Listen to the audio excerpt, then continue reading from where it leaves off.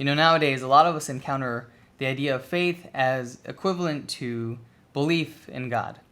And I'm here to talk to you today about why that's not necessarily the case, at least in my opinion. When people ask me, what is faith, or what does faith mean to you, my first reaction is normally not to say belief in God or belief in something that can't be proven. I know that's a lot of people's answer, and for many people like me, who come from a very critical and intellectual standpoint, and maybe less from an emotional standpoint when it comes to faith, we like answers. We need to know. We need to understand what it means. And so when somebody says, "Well, I just have faith," or it's not a matter of science, it's faith, and they pit those two things against each other, that's kind of it's frustrating, So I want to try and offer, from my perspective, how I come to faith, not solely from an intellectual standpoint, but also from an intellectual standpoint as well as the emotional. When we talk about belief in regards to faith, I think what we're talking about is the kind of belief that people intend when they say, "I believe in you. I know that you can do this. I've seen you do this before. I know your potential. I believe in you." When people say that to somebody, when they say that especially to a child or a friend or a spouse, they're not saying that they believe that they exist, right? They say that they believe in them. They believe in their abilities. They have confidence in them. And I think that's kind of where it starts to make a little more sense. If we break down that idea of confidence in somebody as believing in them, just look at the word confidence and break that apart. You got two pieces of that. You have con and you have fide. And in the Latin, con means with and fide means trust. In the Latin, confidence, or the word confidence comes from the Latin meaning with full trust. And I think that's the key to understanding faith, to understanding belief in God. It's not belief in his existence, but a trust, a full trust, a confidence in God. We believe that God is who he says he is, and he can do the things that he says he can do. And I think that the best way for me to really get that point across is to give you a little story. The other day, or maybe a week or two ago, I was walking around my kitchen, and I was holding my smallest daughter. She's about 9 months old right now, and she's in that stage where she just has to touch everything. She likes to knock stuff over. I saw this YouTube video the other day of a cat who's like experimenting with like moving stuff off of a counter and breaking stuff.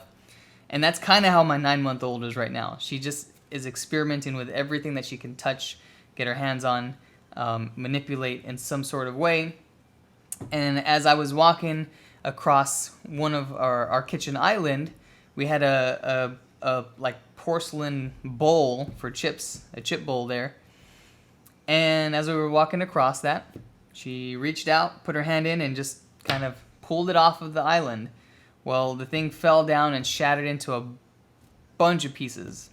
I guess like a dozen or more pieces. Well, my 4-year-old saw it, and her first reaction was to say, "Well, you can fix it, right, Bobby? It's okay. You can get it and fix it, and we'll put more chips in there." And at the time I thought it was really funny, but then when I thought more about it, I realized that she has an unbelievable amount of confidence in me, trust in my abilities. She literally, and it wasn't, being cute or joking, she was being an honest 4-year-old child, and she literally thought that I could fix this bowl, put it back together. And some of the pieces were really big. Some of the pieces were tiny and, so small that we had to sweep it up to make sure that somebody didn't accidentally step on it because you couldn't see it. Yet she thought that I could put this thing back together, that I could fix it. This is her father. She calls me Papi.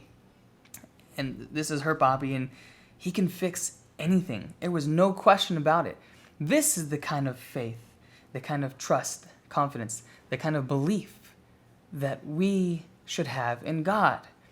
God is our Father, And we are called to have trust in him, to trust in his abilities. I think that analogy or that story becomes even more appropriate when we think about how our lives become shattered and God has the ability to put those back together so beautifully, so perfectly, even though they may sometimes be in pieces that are so small you can't even see them. God is the master builder, and he can put us back together. So the real question is, why does this all matter? I think this is important to ask because if you're like me, you have my sort of personality, and you really, really have to understand. You ask the questions that many people are uncomfortable to ask because you can't accept the questions that are the answers that are commonly given. Well, we know that, we should believe in God, have trust in God, have faith like a child.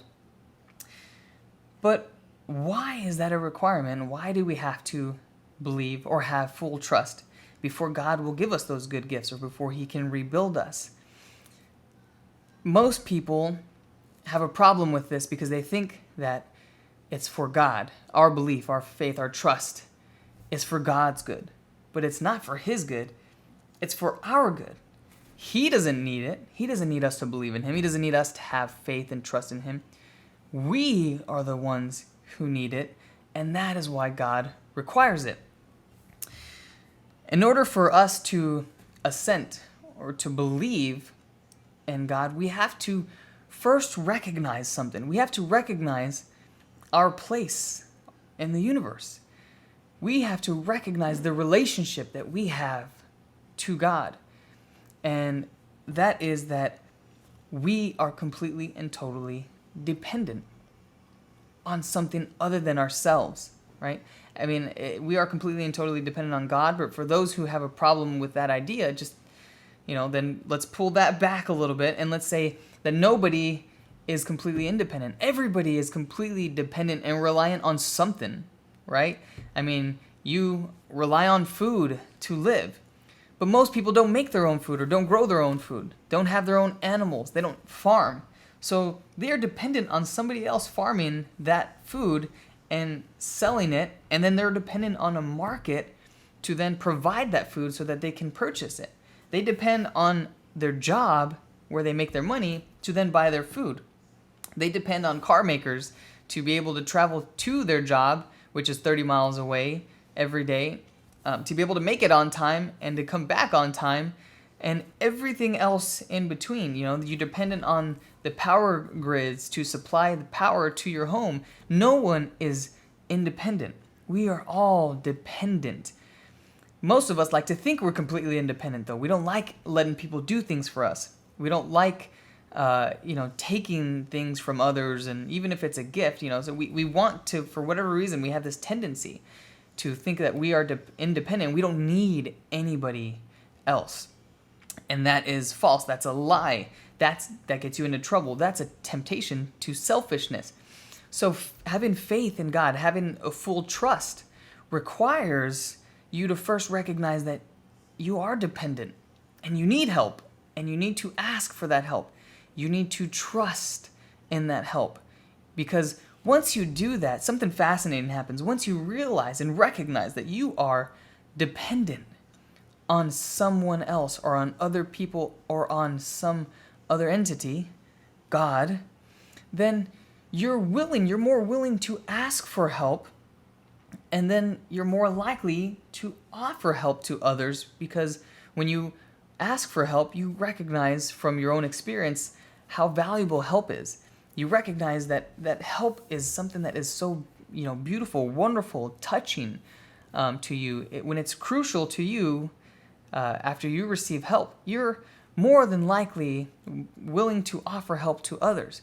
This creates a cycle, and that even if you don't believe in God, you recognize, works in the world. This cycle where we help others, others help us. That unselfishness breeds more unselfishness, which breeds a better society.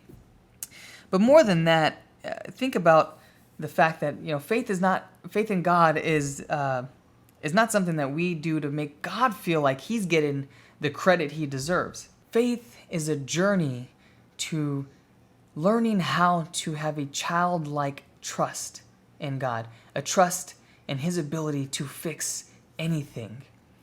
And when we learn to become a child to God the Father, becoming a child is become a part of a family, the divine family, and that is the theology of the body. Thanks for watching this short meditation on faith. I want to invite you to Thirsting for Truth's first ever young adult conference this year in San Antonio. The date is September 12th of this year, 2015, and it will be held in San Antonio at Antonian College Prep Auditorium.